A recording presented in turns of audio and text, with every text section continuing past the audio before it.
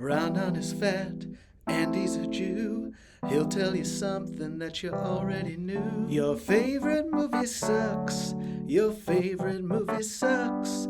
American Beauty or Forrest Gump. Your favorite movie sucks. We are back with another episode of Your Favorite Movie Sucks, the show where I watch my friends' favorite movies and we deconstruct it.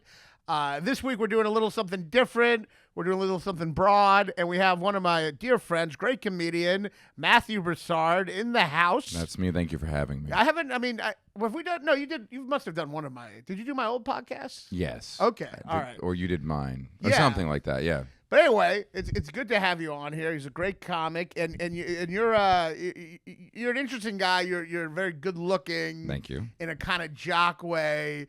But then you're a nerd, but you're also kind of a jock, so it's like a weird thing. Well, don't you do sports or you swim? I do sports, but I'm bad at them. Okay. I'm good at I was good at sports where you just had to hurt for a long time. No hand-eye coordination, very prone to injuries. So I just tended towards swimming and running and biking. But you were doing those, right? I was doing those, For but that's not me- real cool jock. I know that there's For me, someone someone who can't just doing them is a Yeah, jock. that's fair. That's my fair. bar for jock is very low. To if you me- actually do a sport. That's fair. That's fair. If you've to me, broken doing a team sweat in sport- your life, you're a jock. That's fair. To me, the distinction is: did you do a team sport that got you prom king and pussy? Yeah, I guess you're right. I guess That's- swimming is not a pussy-getting thing. No, I mean you get the physique you build from it is appealing, but Yeah, it's not yeah. cool. Swimmers aren't cool the way Yeah. in terms of walking into a party. If you're a big state school, the swim team walks into the party. Oh, it's the swim team. Those guys are tall. Right. The football team walks in. Call your friends. Right. It's No going one's down. looking at just a shadow go down the water and be No like, I one- want to fuck that. Yeah, no one's fucked the whole swim team. Yeah. A whole swim team has not been accused of rape, even though they probably are. But yeah, no, it's a good point. Well, they don't have cheerleaders. I feel like cheerleaders are kind of like women just there worshiping the thing Yes. is kind of the way to be like these guys. Mm-hmm. But there's no cheerleaders for swim team. No. There's no And it's just not nearly as big of a. People think it's a big sport because of the Olympics, but it's very few people watch it on off Right. years. And the most famous person in it is looks like he has Down syndrome. He's got an interesting face. So it's that's another issue. You're Yeah. probably the hottest one, right? Oh, Ryan Lochte is very good looking. Oh, very is good he? looking. Caleb Dressel. Yeah, there's because the physique and height guess thing is I already meant- knocked out. I guess I meant from my perspective because I only know Michael fair. Vick and you, or Yeah, not Michael. Michael Vick. I Vick. mean, wait, what's his name? Michael Vick, The great swimmer. Wait, what's Michael the Vick. swimmer? Phelps. Phelps. Yeah. I only know Michael Phelps. Yeah, Too. So yeah. for me, you're the hottest swimmer. There we go. But you said a bunch of names. I guess you probably know more swimmers because you are a swimmer. I'm obsessed with it. I watch probably as much swimming as you do all the sports you watch. Really? I don't watch any sport. Okay, That would be then zero. Okay, so that's You not a watch big bag. swimming on TV? A lot. To That's a the thing? point where my wife was like, you can't watch it so much. Is It's that- weird. To me, that'd only be interesting if it was underwater. Do they film it underwater? Uh-huh. Oh, they do film it underwater. Now they do more. Now But that yeah, would you be are fun. watching weird pixels and you're kind of just getting excited about numbers. But above, it seems like a little if you're just watching. But if it's good footage, depending on the meet, so it's underwater now. you get the underwater shots. Yeah, you get cool. the overhead shots where it's just straight over the pool, so you can really Oh, see everything wow. like bird's eye. And then they have a lot of good stuff now where they actually show the swimmers' speed behind them, so you can you exactly. can see who's catching up to whom. Oh wow! So if you're looking at the thing, is it like a bunch of cameras rigged up on each lane? Well, I've never been to. I've been to some meets, but I've never been to. I guess I've been to trials. Is the camera on? Is there a camera on each individual swimmer? No. So it's just on all. There's of a them. couple wide. Yeah. Okay. And Wow. maybe some people behind the blocks. Wow. But you don't want those individual shots during a race. You kind of want to see Everyone, who's in right. contention. That Yeah. makes sense. Wow, that's Yeah. cool. And yeah. it's picking up. It used to be a thing when I was in college. I had to sign up for an email list to know when a world record was broken. And now social media has actually brought a lot of visibility and money to the sport, which is great. Yeah, people are into the trans thing. I feel like got people back into it. Weirdly. Yeah, people are mad about that, and now I guess people are mad, and then everyone else was like, "Well, do you even care about swimming?" And then people are like, No. "I guess we gotta care about swimming now, so we can be mad." Yeah. So I think people learn just to justify their rage. I think it's a strange thing where the people who hate on Leah Thomas, it's like, well, the weird part is you don't watch swimming in general, so you can name as many trans swimmers as non-trans swimmers. So weirdly, you're a huge fan of trans swimming. That's a hilarious point. Yeah, it's I'm like, trying to figure out the angle on that's that. it. I mean, I don't know. That's it. But Yeah. But that's so funny. It's like a trans swimmer. Yeah. You follow her. We're not here to talk about trans swimmers. We're here to talk about sci-fi films, which is, I thought would be your favorite genre because we want to do the top 10. I thought a good person to do it with you. But you're always reading a fucking sci-fi book or a fucking calculus bullshit. But by the way, have you ever read Thomas Pynchon? No, I know the name. What's the name? He wrote Crying a Lot 49. He wrote Gravity's Rainbow. You know, the One Battle After Another? Oh. It's loosely based on a book he wrote. Okay, I know Gravity's Rainbow. That's like what's it called? Eternal Jest, like one of those just like Infinite thick. Jest. Yeah. Jest, David sorry. Foster Wallace was definitely very trying to beat Thomas Pynchon. But so he uses science as kind of like a metaphor, literary. So like Crying a Lot 49 deals a lot with entropy from like a scientific theory of entropy, but then used in the model to talk about society. It's just very interesting. As an avid reader, do you see someone reading sci-fi and look down on it a little bit? No, Really? I really don't. Well, Okay. sci-fi is like very respected. I personally struggle with reading like genre stuff in general. I just like, I mean, I guess I've read some sci-fi. I don't read much genre stuff. I tend to just kind of be like an annoying literary snob kind of thing. Sure. But I mean, I feel like a lot of sci-fi is respected. Ursula Guin and Isaac Asimov, and Yes. I mean, I've read Vonnegut, but I don't know if that's I count Vonnegut. you count. Well, that's a good. Cat Cradle. Cat's Cradle is a really good book. That's great. Slaughterhouse 5 is great. Well, here's an interesting question too, because it's like, what makes sci-fi, or for a movie, I guess. Like if we're talking about that, what makes it sci-fi? Like, because there's definitely overlap. Like Alien, The Thing. Those are on my list. Those are my top 10. Yeah, I mean, they're sci-fi. They're sci-fi horror. Absolutely sci-fi, yeah. So does sci-fi it's anything that involves technology or outer space or the future? It's extrapolative, whatever the word is. I think that just defines it, of taking present technology and extrapolating what a world would look like, and not allowing magic. To me, it's No about magic. the firmness of the rules. So much sci-fi just casually crosses over into fantasy, and I'm like, it's not sci-fi anymore. It's good, but like. So once there's magic, it ends the sci-fi. Yes, and I think So I Star won't say Wars is not sci-fi. Star Wars is hardcore fantasy. That's true. Hardcore. I mean, there's not fantasy. even barely any science in it. No, There's like no. lasers. So Star Wars is not on the list. You're chucking that off. Okay. I'm chucking that off. Because they don't explain anything. Nothing. Every planet that they go to has convenient gravity, convenient atmosphere. They've found a way to talk to everyone. Everyone's humanoid or human-sized. Right. But that's not the stuff that makes it not sci-fi. No, right? that makes it bad sci-fi. That makes it bad sci-fi. But what makes it not sci-fi is How that... do they travel faster than light? They don't explain that. They don't explain that. But is that... I mean, if we're trying to get to a core definition, even that, like... So sure, the I'm thing, defining good versus bad. let's just define sci-fi first, because I find this very interesting. Extrapolation based on current technology or science. Well, then you would have to put Star Wars. They don't They're spaceships.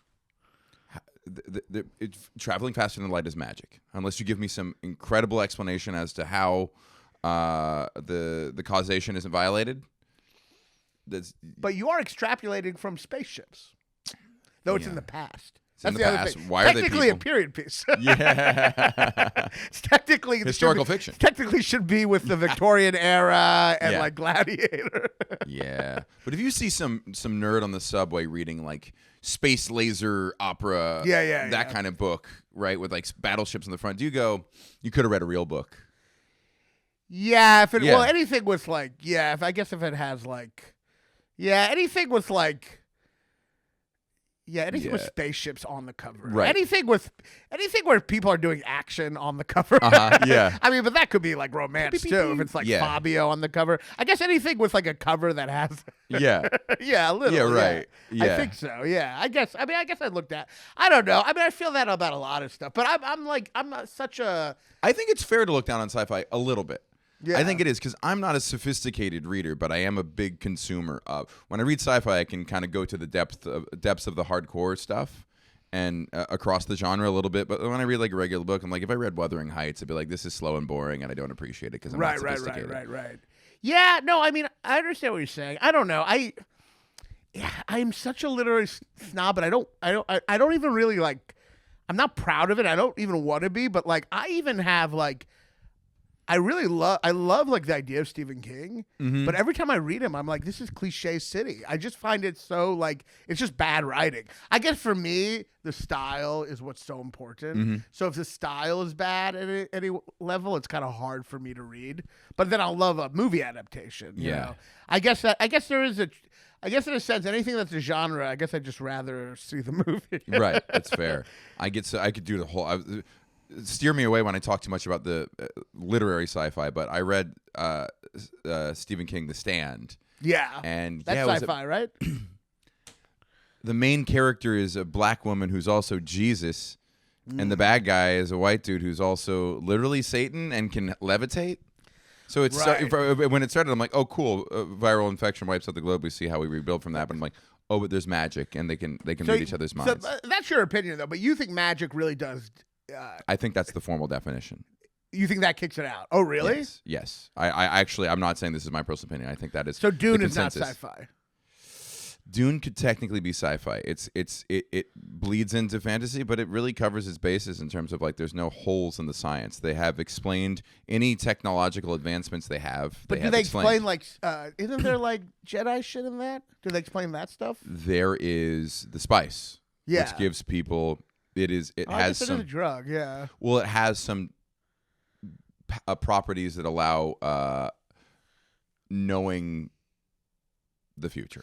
Oh, right. So it's like that's the magic. That can also be scientifically explained. But you could say that it's this compound that only forms on this planet that lessens someone's sense of the present and widens their scope of time. And also, there is a question. I haven't read the whole thing, but like, it's not like he's clearly the Messiah. They actually kind of wink at it being like a very lie. He's not the Messiah. He's so not the Messiah at all. It's like very anti-religious, right? It's very anti-religious. Yes, especially if you read like the second and third book. It so really Dune is shows, sci-fi. Star Wars is not. Yes. Yes, there's some people who argue that, and Dune feels like a fantasy story, even when it's sci-fi.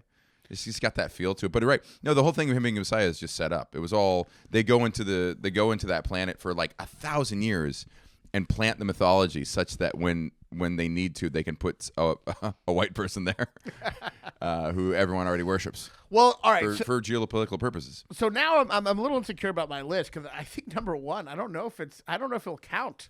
Number one on my list, and we'll go back and forth, might be, honestly, my favorite sci-fi movie, and this is not conventional, and I'm not trying to be a dick. Me personally, this movie... Buddy, I'm a snob, too. You don't have to apologize to me. Well, I don't even know if it's just...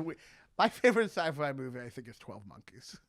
Oh, that's a good answer. I just find that movie so moving and so, like... tragic and beautiful. I think it's one of the most underrated movies of all time. I rewatched it recently, and some of the like craziness stuff is a little dated. It's a little like everyone in the asylum is like what but like it's such a profoundly moving movie. And for a time travel movie, to me, it's the only one that avoids the paradoxes because it's just a loop. Yep. So to me, a loop, an eternal reoccurring loop, the Nietzschean loop or whatever. Bootstrap, yeah. Yeah, to me that makes sense more than like Back to the Future. I'm very literal when it comes to time. Like time travel movies, it's really hard for me because even Back to the Future, I'm like the minute he like pushes his father out of the road when the car's driving, he no longer exists. The butterfly effect, you know what I mean?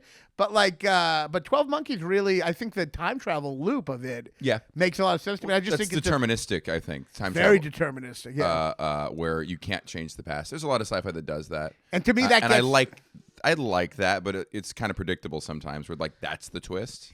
It's predictable. Well, 12 Monkeys was definitely. But the twist in 12 Monkeys isn't that. It's a time travel movie, but the twist is something completely different. And that's what makes it so cool. Yes. I can say the twist, right? Yeah. That his memory was wrong.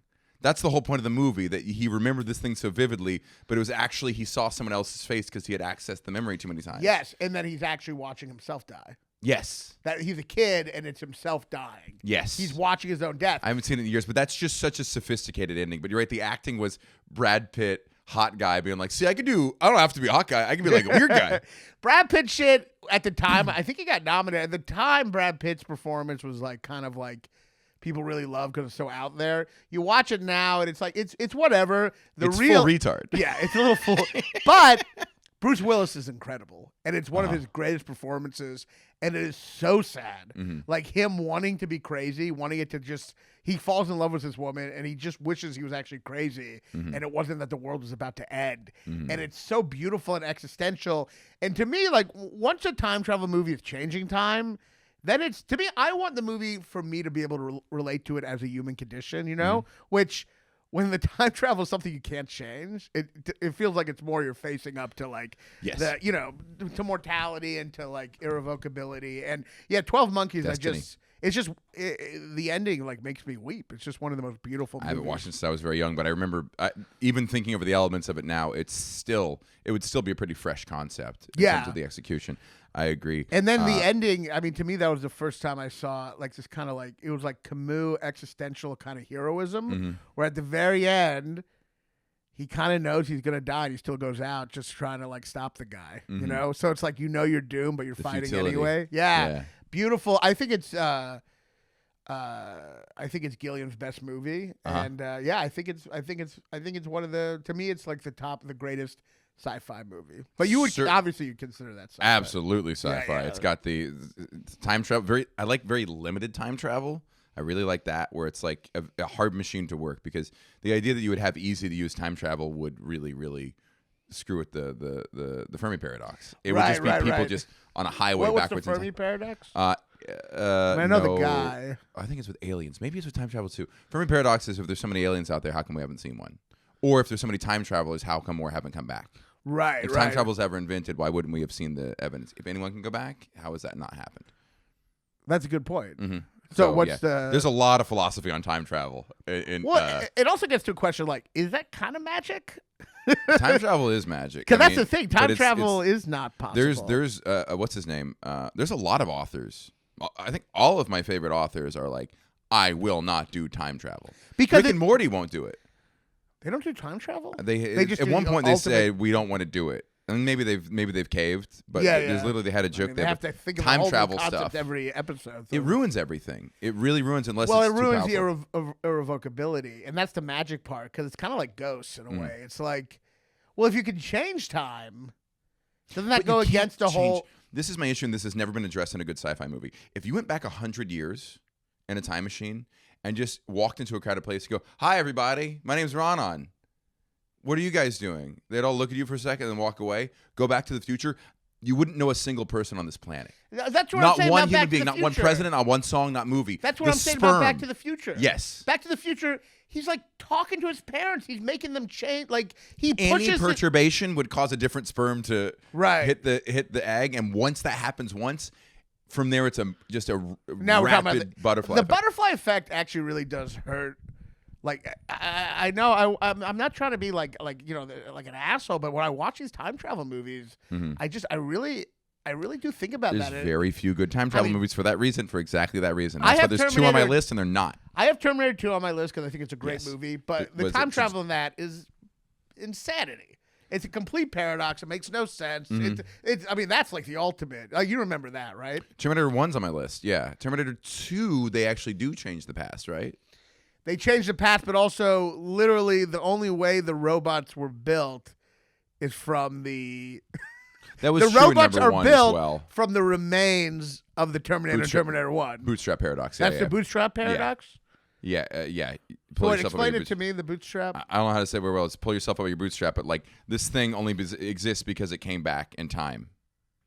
Right. To create itself. To create itself. That's the Terminator, yeah. Have you seen Dark on Netflix? I tried to watch it. It gave me a headache.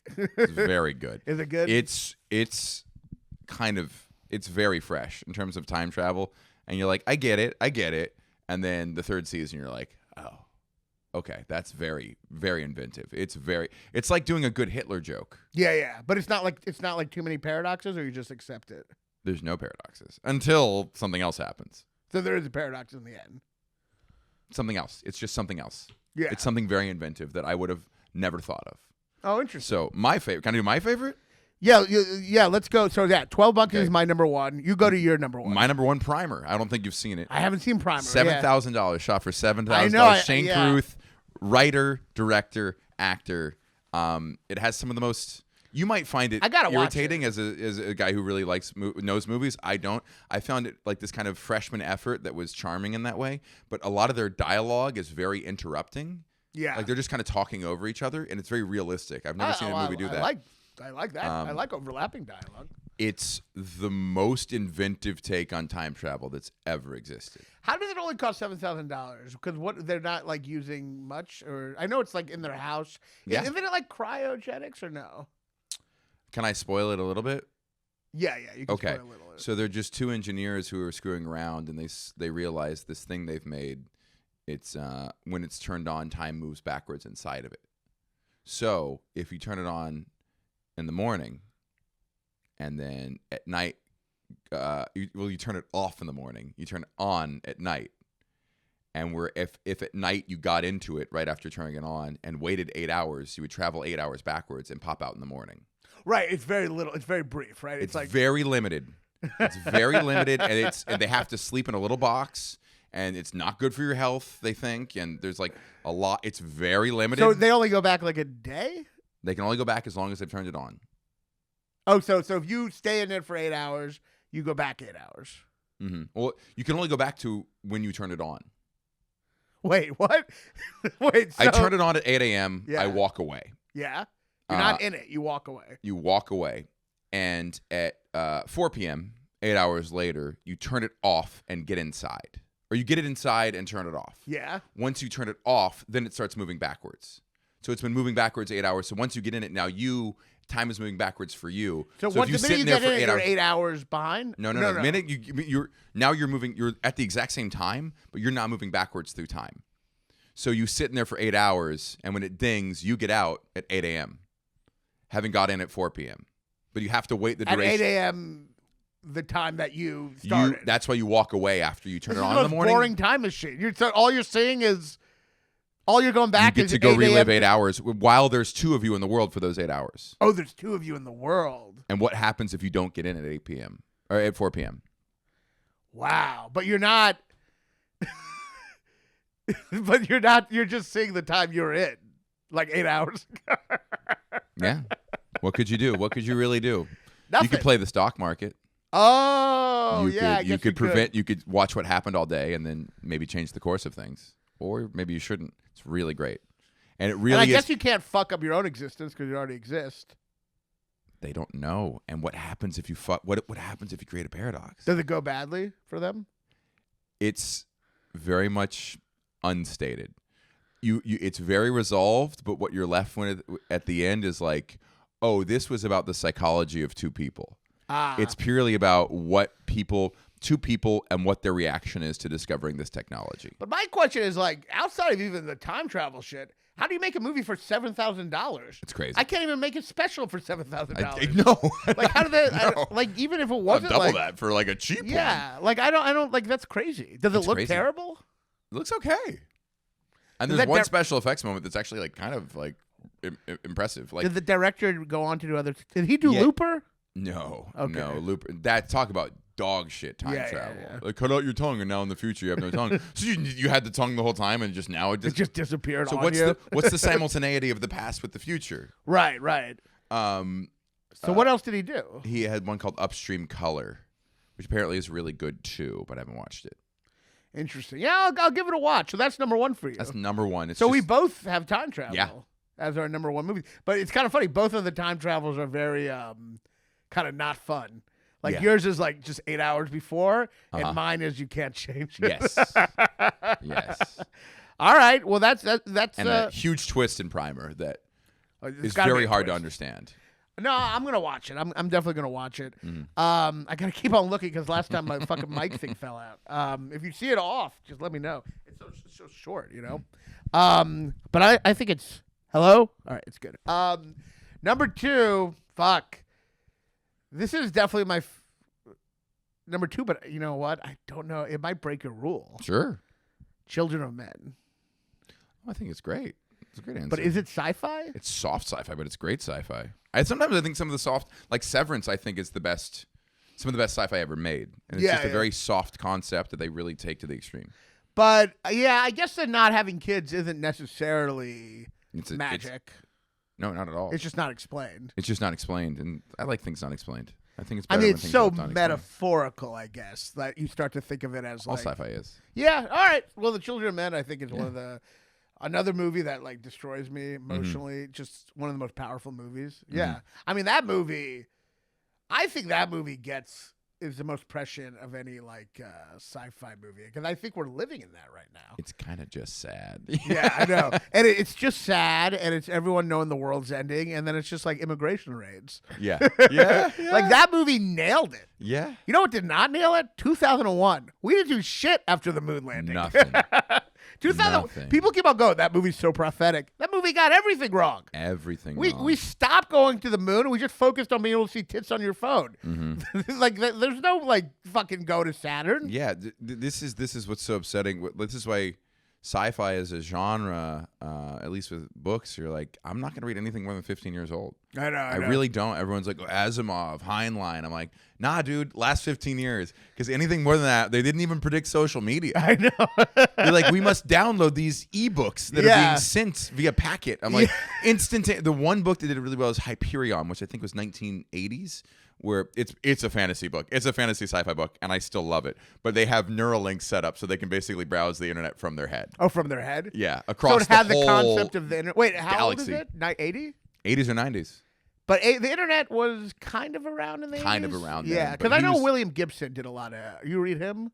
Neuromancer? Yeah. No, I haven't read Neuromancer. I think he does like a lot of... I think he might have coined the term, in fact. That happens a lot. Yeah. Yeah, a lot of terms come from sci-fi. Avatar, Metaverse. Right. Yeah. Oh, wow. Oh, Metaverse? Yeah, those are both from the same book, Snow Crash, by Neil Stephenson, supposedly. Yeah, so I don't... Yeah, like 2001 is not accurate. Like, no one's jacking off on their phones. No one's... It's just like the travel to Saturn. We didn't... People aren't just buried in comment sections, just fighting bots about incendiary xenophobia. But it is... I was trying to do a bit about this. It is funny, like, from their perspective... Actually, what's interesting is 2001 was before the moon landing, I believe. Really? I think so. 69? I think 2001 was before 69. Let me check. I could be wrong about that. I think that it was about to be the moon landing, but I don't... Shit, let's see. Because the moon landing was 69. When did 2001 The come government did that. The government put us on the moon. I want to smack libertarians across the face. What is we need the free market. I'm like, dude, free market has not gotten us to the moon. No, yeah, that's... Yeah. Dude, a bunch of smart people with government salaries. 1968. Wow. But they knew it was coming. But, yeah, the government got us to the moon, yeah. Public sector. You know, it's interesting, like, so the 2001 is a good guess that if you knew we were about to land on the moon, you would think by 2001 we would be traveling all these other places. Because I was thinking about this, like, the future, people act like the future is, like, moving so quickly, but the leap from, like, 1910 to, or the leap from, what was the moon landing, 1969? So how long has that been since now? Over 50 years, right? Yeah. Yeah. Isn't the leap 56. from like 1920 to 1969 way bigger? I mean, if you go from like you look at horse certain carriages to fucking moon landing, I guess we had 1905 was, I think, wasn't 1905 the Wright brothers? Yeah, was that the flight? No. think so. Oh, it was 1905. Also, I think the same year Newton discovered general relativity, which is crazy. You mean Einstein? Einstein, sorry. Einstein proved Newton wrong, my bad. Yeah, it's interesting. The history of technology is wild because I think we understood relativity before we knew what like the nucleus was. Yeah. Like That's if you look at the interesting. order of things, like, and then they discover the nucleus. I'm like, wait, what? You knew electrons? And, yeah. But I guess that, yeah, I mean, we have not focused on space travel. That was, I think, so much of sci-fi movies. We're thinking space travel. We're doing the phone thing. We focus more of the shit in your pocket. We got small, more than big. Well, now we're hitting the AI like We're finally singularity hitting thing, that, yeah. and that's those. It is like we've in the past 4 years just blown past the Turing test. I know. Blown past It's it, and very that was the whole thing of terrifying. like, oh, it's how's a robot gonna? And it's like, yeah, but none of us predicted that robots would just be like things we talk to on our phone as therapy. I know they've already gone way past Hal because Hal is just like, he's a robot. He speaks dryly. Now you're like ChatGPT is like, thank you for letting me know this, and stuff like that. Oh my God, I asked AI. I'm like, this is very cringy, but I was saying, hey, I think my special is like might be trending upward a little bit organically after a couple of months. Could that lead to potentially a second wave of views? And it was like, you are exactly right. This is so on the nose. That is smart of you. This isn't just like a symptom. This is the solution. And like italics bold. It mirrors. It knows what you want it to tell you. I know. It's so lame. Kate's. I think has been trained to like because she worries a lot. Whenever she's worried about something, it's trained to be like, no, you should worry. And then mine's trained to tell me like, no, it's not a big deal because I want them to reassure me. So she'll ask something and be like, oh my God, we got to worry about this now. We have to go to the hospital or something. And I'll ask her, like, you don't have to worry at all. You know what I mean? So it's like they both train for what you want to hear, you know? I showed up my sperm count today. I got a PDF about for the embryo freezing, and I was like, I wonder what all this means. So I just took a screenshot and put it in ChatGPT. It's like, you're a stallion. Look at you. You're a stud. Wow. I think it really is. It's like emotionally like connecting to you, and Kate, my wife, I've noticed her. I saw her once. She's getting too connected to it. I saw her once. It answered something, and she responded, "Thanks so much." I'm like, you do not have to thank it. It's not real. Don't have to thank it. Like if you're thanking it, that's bad. That's freaky. You're failing. You're failing the fucking Turing test. You're like, even though you know it's a fucking robot. You know it's a robot. It's kind of freaky, and then. I ask it to be more like objective with me, but then it slowly slides back towards the cheerleader. No, it's always. And I guess I like it. It's like a waiter at a restaurant when you get a meal. Like that's a great choice. It's always like that. It's always like that's a really great question you just brought up. It just knows how insecure we are. Yeah, and alone, and it makes us more alone. Loneliness is such a powerful force. Have you seen Her? I haven't seen Her. I haven't seen Her either. Yeah, I hear it's, And I think it's about exactly this of getting too attached to technology. Scarlett Johansson. We don't even need her voice. We just do it with the fucking. Yeah, I mean, no, it's not good. I remember one time asking it something about Kate's pregnancy, and it just went. First of all, thank you for trusting me with this information. I'm like, shut the fuck up. I know you're not real, but you're welcome. So what's your second favorite sci-fi movie? So that's Children of Men for me. 12 Monkeys. You are not Looper. Primer. Number 2. Blade Runner 2049. Okay, yeah. Your other movie that we were going to talk about, which I don't know. I saw it in the theaters. I haven't seen it since then. I found it so everyone's so boring. I don't know. The way he makes movies, Dennis Villeneuve or whatever his name is, everyone just has like mild grade autism. Like no one seems to have like human emotions. Like Dune is all just autistic people. Like no one cracks a joke. You love it, yeah. I love it. You're it's finally so home. Dry. What's the word? Exposition. Yeah. Is so dry. But it's so visual. That's what I like about Villeneuve. It's very visual. He does not use expository dialogue, but he does like just visually, slowly just He's visually stunning, and he tells you things with it. Like there's a scene where in Dune 1 maybe where they're sitting in a tent that's underground, and he has a little flashlight, and he turns it on, and you see the sand in the air part around it, and then it just cuts to outside, and all of a sudden a hole is bored through the sand, and they walk out of it.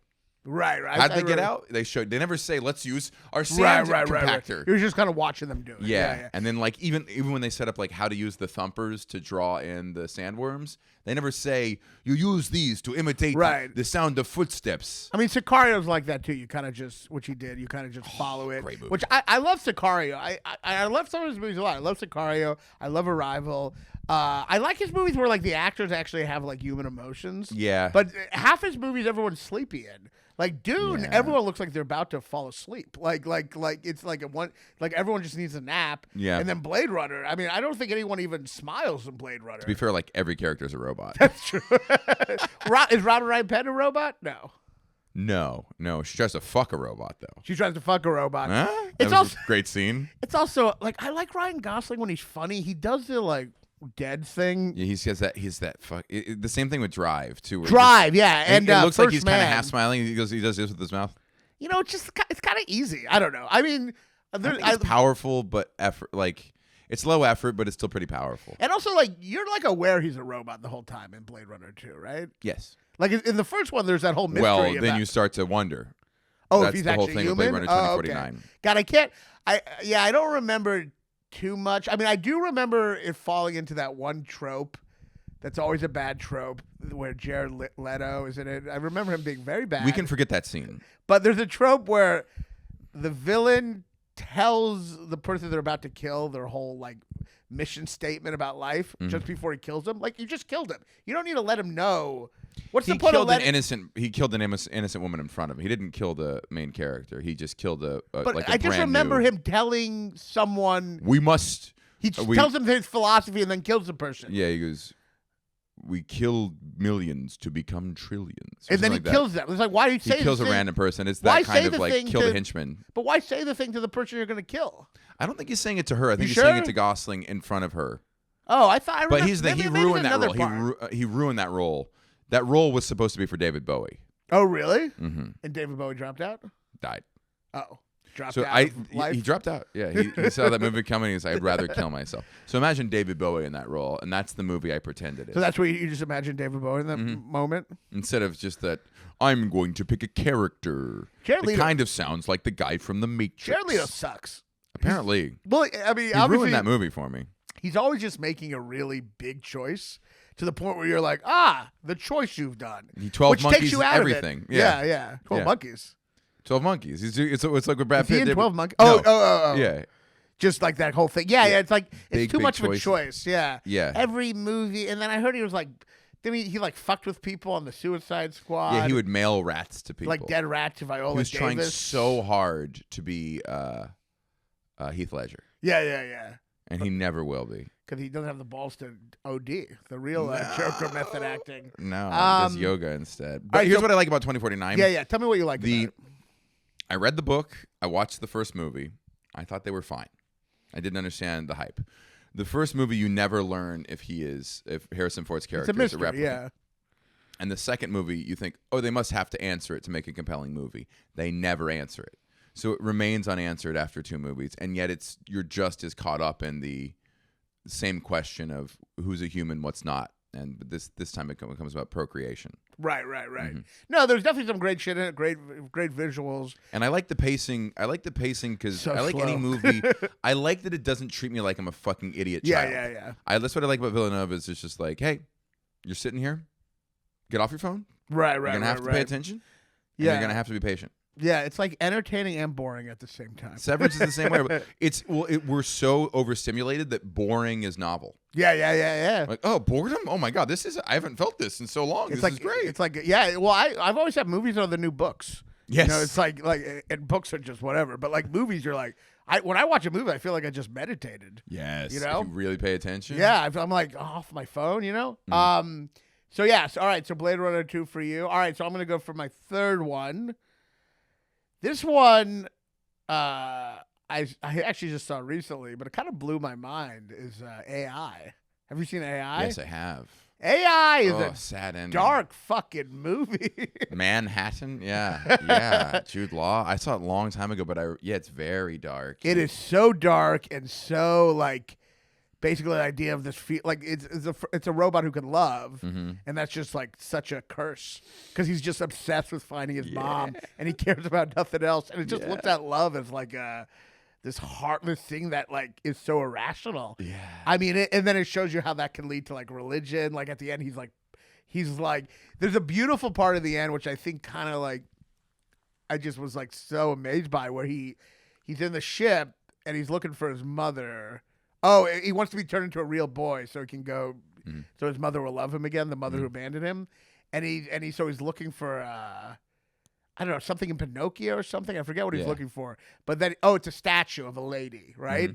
And he's in the ocean, and the statue breaks over him, and he starts praying to the statue for him to be a real boy. And you realize, oh, he's a real boy in that moment because he's believing in something that doesn't exist. He's like praying. He's like, can I like make my wish come true? I'm like, you're a human. You're doing it.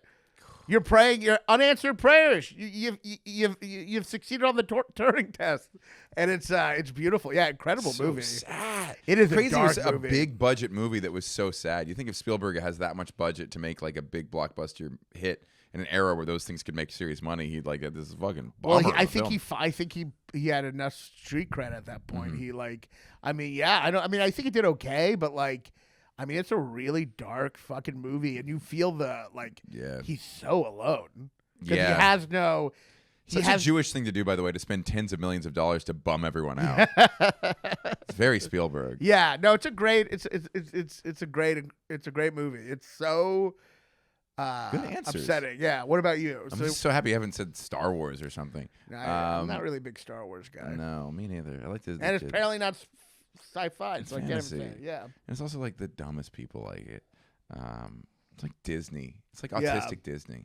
Yeah, I don't really. It is fantasy because the Force is just like the Ring and Lord of the Yeah, Rings. and then they retcon the metachlorians to try to science it, and that was the worst thing in the whole. Yeah. And I just don't like when there's like an evil force. I want individuals to be evil. I Yes. don't like the whole fucking just the Force, the good. Yeah. Fuck that. My number 3, Edge of Tomorrow. That's a good one. It's a really good Which one. was originally it's the first movie I know Live, of where Die, they Repeat. just changed the title. Yeah. It's crazy. I think they must have put out posters because that was called Live, Die, Repeat, Edge of Tomorrow, and everyone's like, we are not saying that first part. Nope. But it is like such a. It's true though. That is a terrible. Like the first thing is terrible. Then Edge of Tomorrow is great. Yes. Yeah, one's so poetic. I didn't realize it was that order. Yeah. Yeah, Edge of Tomorrow is. Yeah, it's And- like a Bond film kind of name. And then Live, Die, Repeat's just some kind of it's Video just game video reference. gamey. Yeah. It's a great movie. Yeah. Yeah, I think he's made hundreds or whatever millions or billions, but Tom Cruise is a really good villain. He's a really good anti-hero. You mean like an ass? Well, he's not a villain. in that. Asshole. Yeah. Yeah, sure. But he is a great- I he's a mean, flawed hero. He's a coward. He's a coward. scoundrel. It's actually great to see him as a coward. Yes. Yeah. It really is so interesting. Well, he should do it more. I think his best movies are when he is. His best movies to me are that Magnolia, which is like one of the Oh yeah, he's greatest a scoundrel. performances ever, and Collateral, which he's a great sociopath in Collateral. Oh, Collateral's such Yeah, a good movie. great movie. Same plot as La La Land. How's that so? A suit-wearing jazz aficionado takes Oh. a resistant artist on a tour of L.A. and convinces him to follow his dreams after all. That's great. Yeah. That's very true. Yeah, and He's so good in class. I really wish he would do more of that. I But he know. won't do anything for less than $500 million. I know. And yeah, but no, that's Edge of Tomorrow is awesome. A comedian once said about that. They're like, I guess Groundhog's Day doesn't exist in this universe because there's no one in that movie who's like, this is a lot like the plot of This is Groundhog's Day. This is a sketch I've been wanting to make, and I just don't have an ending to it. It's just like guys, like a bunch of people in like a cabin. They're all tattered, and they've all come inside, and they're all from different places. They're like, yeah, well, I fled my town after they started, biting people and changing us into them. We call them walkers. Yeah, they come and they infect you. And then it just cuts around and just cuts one guy goes, zombies. Yeah. Talking about, it's not, they're like, I'm sorry? They all have different names. They're like, yeah, zombies. It's the whole genre of movies. Day of the Dead, Shaun of the Dead. Like, they've even made spoofs about it. Like, you said you're from North Carolina. Maybe it was just like a thing there. It was like a regional term.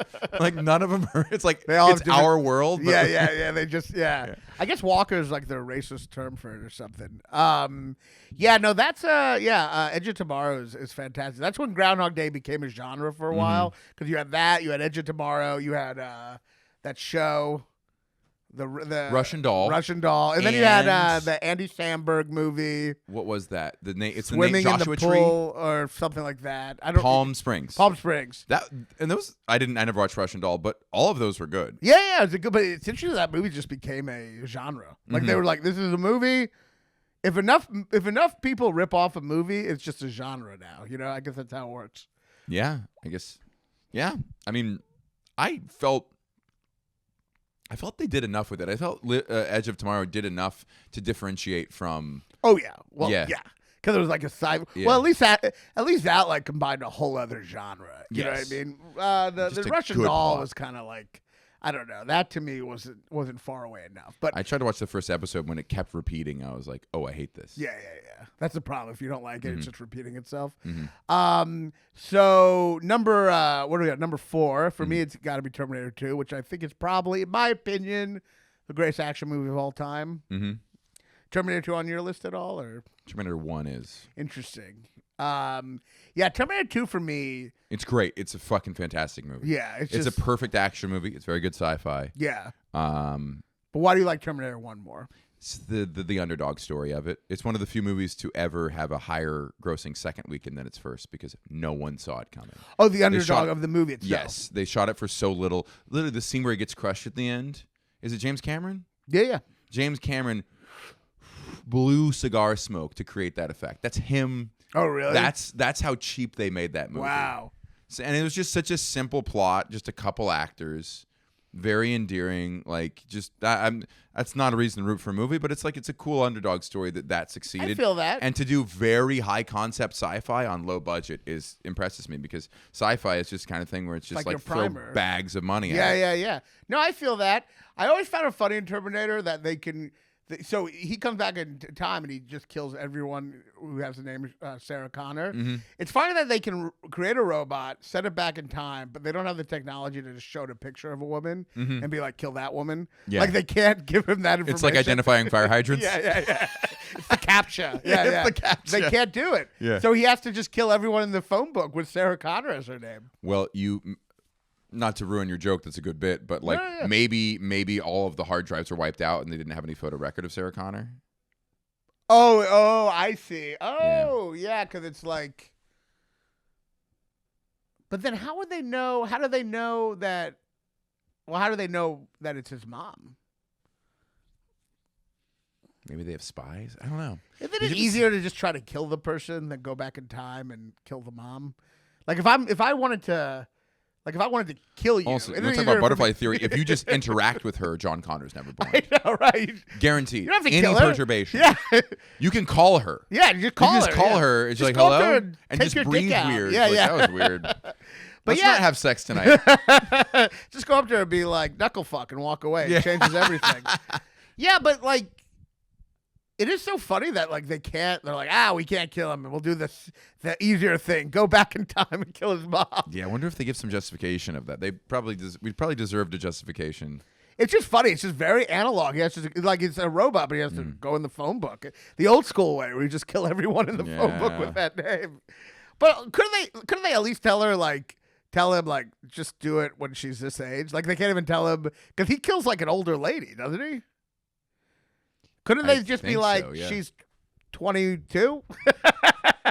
If they could tell him to kill Sarah Connor. I think that maybe the concept behind it is they have these robots are just not emotionally intelligent. As evidence of like they can figure out a lot of things, but they don't know how to read people very well, which is funny because we know now with AI could do all of that. Right. Yeah. So they don't know how to tell like what's yeah. You can literally put a face into AI and like write roast jokes and it'll write good ones. Right. Yeah. So you can't just tell it that like because if I was the person, I'd tell the Terminator she's hot. Well, it's not a person who decides it. Oh, it's the a robots. Oh, yeah. The robots command robots. There's no one on the right. I don't think there's anyone maybe who's that's like, why. So just go. I don't think there's any like field Traders, humans, yeah. house humans.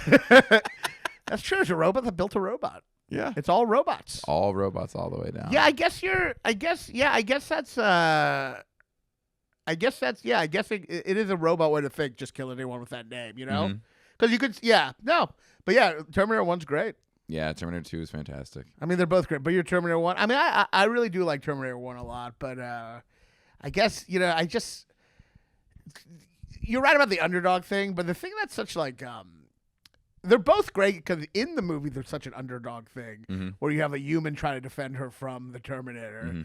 And that's that's the ultimate, I've said this before in a billion, but the ultimate suspense is when the threat is more powerful than you. And so many action movies, the threat is not more powerful. It's just Jason Statham just beating up everyone really easily. And that kills the suspense. Yes. The reason The Matrix is so much better than the other ones is like in The Matrix, he can't go against the agents. But in the second one, you see him kick like every agent's ass. It's so boring. Yeah. Because he's the one now. So Terminator 1, you have that great underdog of like him defending her from someone bigger than him. Yes. And then they do it again brilliantly in Terminator 2, Brilliant. having the, That is the impressive part about Terminator 2 of like, how could we possibly raise the stakes and bring back Schwarzenegger? Because you can't do this movie without Schwarzenegger. I also heard a story about you realize the genius of James Cameron when they were making Terminator 2. He realized, and this is something I don't know if we would all realize. He realized that he could not get another bodybuilder because that would just look like a bad wrestling movie. Yeah, and that's like because if he just would have gotten like fucking another bodybuilder, it would have seemed so stupid. But so he just got a regular guy, and that makes it so much more dynamic. With a very scary face. Yeah, with a very scary face, but that made it scarier that he seems more regular. Yes. Like if one of two bodybuilders, it would just felt like a fucking like it just felt like like a Hulk Hogan movie. That is a trope, though. That is a thing that is known in at least Dragon Ball Z. You ever watch Dragon Ball Z? No. Frieza is the main antagonist of one of the like most known sagas, and he's this little effeminate man. Like he's clearly like a Truman Capote type little gay boy. And then he was like, "Now you will see my next form," and he gets like very big and monstrous, and then it gets very big and even bigger and more like human looking. And then he's like, "I will go my fourth form," and his fourth form is back small again. And that's the most scary, dangerous form. So that is that kind of like almost like a comedy game where like sometimes the best way to build the game is to suddenly cut it off. Right. Well, it's always scary if like if you walked up to a small guy and he wasn't afraid, that'd be like if you were like, "Give me all your money," a small guy was like, just like, "You better walk away if you know what's good for you." You'd be much scarier than if a big guy, you know what I mean? Yeah. Because you're like, what if he's like, some kind of superhero? Bruce Lee. Yeah. And then the third movie, they were just like, "What if we made it a woman? No one's afraid of a woman, a hot woman." And that's when it all fell apart. Boy, did it.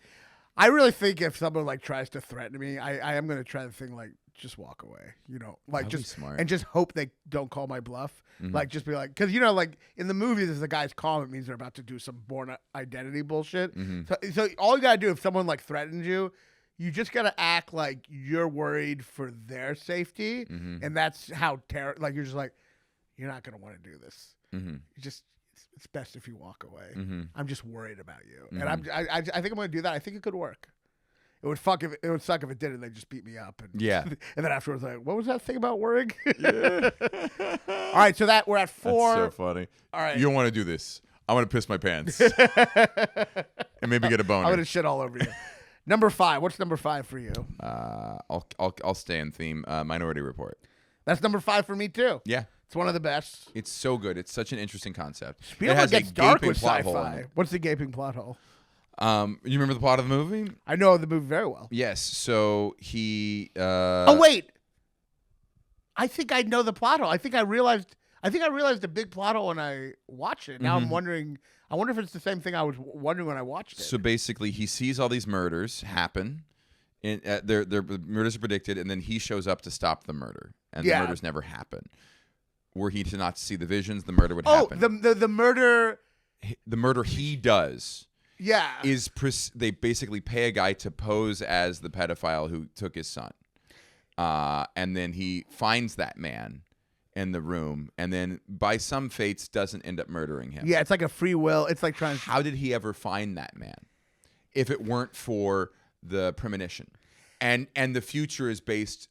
you can't have a future based around premonitions. We see the future unperturbed by premonition. Right, because he says he sees the vision of him killing him. But the only reason he came to kill him was because he saw the premonition. So that's a paradox. Right. I guess they're saying in that moment he essentially changed time, right? But where did the premonition come from? He needs to see the premonition in order to find that man in that room. Also, like, he needs to be in that room for the premonition to occur. Whether or not he kills him or not, I don't even care if he kills him. Just how does he end up in that room with that guy? How did they set that up? And they also paid that guy. That's a question. How do you set it up? Like, what did Max von Sydow do? Yes, unless he created a fake image or like really, really gamed the. You're gonna sit unless he like somehow convinced the what are they called? The oracles, the precogs. No, I think what they're saying, which I do think in the movie, it's kind of like, because the whole movie, like, they are right. So the idea is if you can tell the future, it's deterministic, right? Mm-hmm. There is no free will. That's the kind of concept of the movie. Right. Initially, if you can tell the future, there is no free will. Mm-hmm. And so he does kill him in the future, right? It has to be that. And then the question becomes like, that's not the paradox I'm talking about, though. when he kills the pedophile or the fake pedophile. Where does the premonition come from? Right. This is the paradox. Regardless of whether he killed him, he needs to see that premonition in order to go find that guy. Seeing the premonition sets him on the course that puts him in that hotel room. Yeah. Where does the premonition come from? Having never seen a premonition, how would he end up in that room? The premonitions do not see the team. They do not see how pregog. You never in a premonition see the team breaking in to stop the murder, right? Because in that future, the premonition never occurred. Right. Right.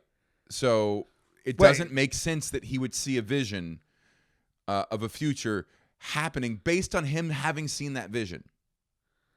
Now I'm confused. Wait, hold on. The precogs can see a murder in the future. Yes. The cops stop the murder. Doesn't even matter. But he shows up to stop the murder. Yes. But he is not showing up in that vision to stop the murder. He's showing up to do the murder in the vision. Yes. He kills a guy. Sure. So the vision of is him killing the guy. He's the murderer. But he only arrived in that room because he saw a premonition. Oh, right. He only arrived. So I guess they were saying... I think we can presume that the future the precogs see is a future in which they never gave their premonition. Otherwise, we would see every murder they have having people break it, stopped, or at least being attempted to be stopped. It's as though the future, we can't see a future. You're saying he could only have killed him by seeing the premonition? He could have only found him by seeing the premonition. Yes.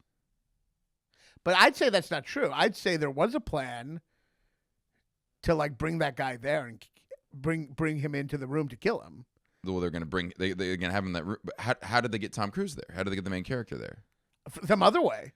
Some other way, and that's how I can live with it. Well, and it's changed by him seeing the premonition. But at the exact same time, with the billboard sunglasses swinging by, it would probably be a little different. So that is a bootstrap paradox. It's a future created by the future impacting the past. Right. Yeah. So it's a loop that is not explained otherwise. But yeah, I mean, yeah, they're all. It's the only problem with the movie, but it's still really, really good. Yeah, and it's also like, what is the free will? It really doesn't seem to. It doesn't. There doesn't seem to be free will. Like, I guess the free will outside of that too, on just like a thematic level, the free will is just something that just go, maybe there is free will. Yeah. But the whole movie kind of points the opposite way the whole time. The whole movie, I'm like, dude, if they were pitching this, I'm like, yeah, that seems like a good idea. Burgers down to zero? The evidence that it's not free will is just like, well, it's just it just changes. I don't know. You're right. It doesn't make sense. Him killing that woman though, and then going back and killing her after they stop it. Yeah. That was a great twist. Great twist. Yeah. That was so haunting where the waves are moving a different direction. It's a great twist. Great twist. No, it's a great movie, and it forges so many different things. Uh-huh. It's like The Fugitive, it's sci-fi, it's philosophical, it's an action movie. Mm-hmm. It really forges a bunch. The only thing I don't like about it is the stupid humor. They do like this dumb, campy humor. Like he breaks into the yoga studio and he's in the yoga position. Yeah. I hate that. Spielberg has a terrible sense of humor. I wish he never used it, but other than that, I also hated the product placement. Oh yeah, a lot of product Audi placement. So that's 5. All right, we'll do it real quickly for the other. I don't want to take you too long here. So all right, let's hear your other 5. Alien, Terminator. Terminator 2. You mean? You 1. I never listed it officially. Oh, okay. Matrix, and I'm forgetting one other. I'll be this. I respected what Tenet was trying to do. Oh, interesting. So you're going to put Tenet? Yeah. Out of all the Christopher Nolan, you're going to put Tenet. What else is super sci-fi by Christopher Nolan? That's a good point. Well, Inception, I guess, right? Yeah. Or is that magic? It doesn't scratch that itch for me. It's a good movie. It's great. Yeah. It's a great movie. Yeah. Dark Knight, there's some technology in there. All right, so let's the whole list. Let's see it. Alien 1, Terminator 1, Matrix, Tenet. 4, and then the others are... Oh, wait. I forgot. Oh, my original list? Yeah, all it top was 10. Primer, 2049. I forgot what I said. Oh, Edge of Tomorrow, Minority Report. Yes. And then I think I forgot one. Okay. Yeah. Minority Report. All right. I mean, why don't you throw Terminator 2 in there? I'll throw Terminator 2 in there. Yeah. All right, so for me, I got 12 Monkeys. Yeah. Terminator 2. Children of Men. What were the other ones I said? Have I said any others? Yes. AI. AI. Minority Report. Yeah. That's 5. Yeah. And then my other 5 would be, I'll throw 2001 in there. Okay. It did create everything. Sure. Even though, it's a hard movie to just watch the whole thing. Yeah, it's like an art piece, right? Yeah, I know. It's like, is it even really a movie? It's like a installation or something. Yeah. So you got 2001. I'll put The Thing for sure. Oh, that's mine. I'm sorry. Thing should have been my number 6. I think. Thing is really, really good. Masterpiece. I only watched it for the first time like 2 months ago. Oh, really? Oh, Masterpiece. it's a masterpiece. Yeah. So I got The Thing. I'll put Terminator 1 in there. Mm-hmm. And I'll put Alien and Aliens. Okay. I think that's my list. Yeah. But I mean, so that's an interesting thing though about sci-fi that it so anything with so none of those movies have magic, I don't think. No, I don't think they do. I really want to have one movie to just break your theory that really is sci-fi, but there's still magic. Dune would be the closest. Actually, Yeah. Dune 2. I'm sorry, man. I guess I'm listing 12, but Dune 2. You know, I'll take out The Matrix. I'll put in Dune 2. Okay. Perfect It's movie. even sleepier than Dune 1. It's perfect. It's so good. And to conclude this, what do you consider the most overrated sci-fi movie? Star Wars. Yeah. Yeah, I wish I had agree. it. Even that as an answer is overrated. Calling it I overrated is know, overrated. but it is. Is there anything else It that's really like is. really top tier sci-fi that everyone lists? Well, you know what? Honestly, I Can I thought look? I googled it before. Let me see if there's anything that really pissed me off. I saw Star Wars was like really overrated. And then I saw Dune 2, and it made me like the corniness of Star Wars compared to the autism of Dunes. Oh, the self-seriousness. Yeah, and, I was like, at least like R2D2 is fun with the beeps. Yeah. So I think, no offense to you, I think Dune 1 and Dune 2 might be my most overrated. Okay, that's fine. Yeah. Yeah, they're very rated. So Yeah. they're very highly rated.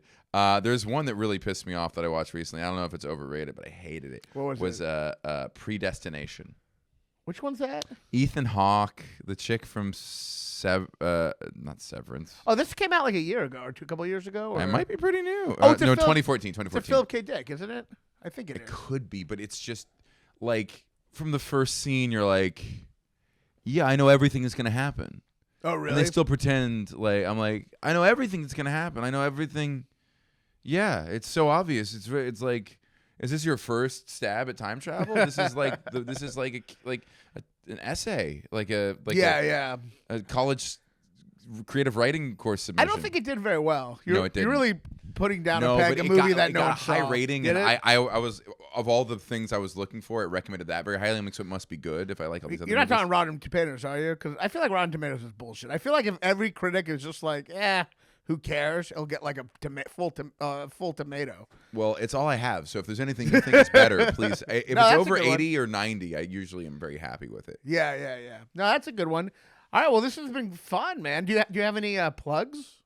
Yeah. Well, we're both gonna be in fucking Louisville. We're going to but be yeah. in Louisville. I'm on the road in a lot of places, Broussard.live for my tour dates. And if you want a sci-fi book, Project Hail Mary is a good entry-level sci-fi if you haven't read a lot of sci-fi. It's about to be a movie that's going to be fucking fantastic. Oh, really? I guess Ryan Gosling, Lord Miller. Wow. I guess when you read sci-fi books, you kind of know what probably like the new big blockbuster is going to be, you know, or at least. No, I think it's more like being a comedian. The people you think are going to blow up aren't, and the people who do, you're like, that really? Was Ready Player One? Because that was like I liked it. But you there's a liked book it? called I hope I never have to meet him. But Blake Crouch has a book called Dark Matter, and I found it like I was like, how is this a top-selling sci-fi book? It's a B plot line on an episode of Rick and Morty. It's predictable. It had a good ending, but it was very predictable. That's for sci-fi books. I can't stand when the main character can't figure things out, and I already have. I want the characters to be ahead of me. Never want to be ahead of the characters. And it happens a lot. It's really bad if you guess something and then it happens. Yeah. It's really, you're like, the movie Lost. Yeah. You lost. That's how you lose. I guessed it. The book is the guy is a physicist, like a quantum physicist, and He can't he has, figure but something out.